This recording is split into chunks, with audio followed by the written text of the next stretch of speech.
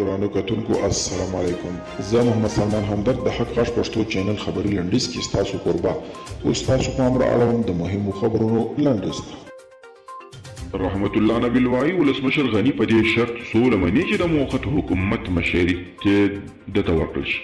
د افغانستان د ملي امنیت پخوانی رئیس رحمت الله نبی له کابل نیوز سره په یو ځانګړي مرکه کې ویلي چې ولسمشر غني په دې شرط د سولې تر روانې پروسې مخالفت نه کوي چې د جوړېدونکي موقت حکومت مشري به دی کوي.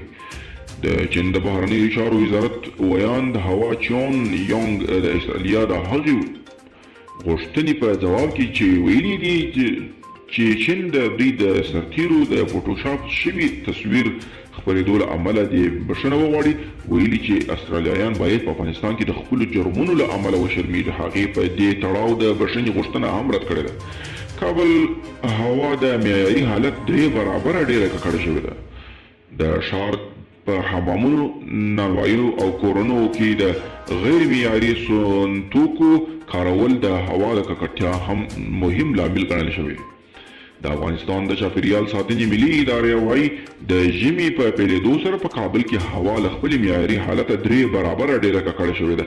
د دغې ادارې په وینا وروستۍ څېړنې ښیي چې په کابل کې یو شمېر سیمو کې هوا چې معیاري حالت یې 50 درجې ګڼل کېږي اوس یې د ککړتیا کچه تر 200 درجو پورې لوړه شوې ده.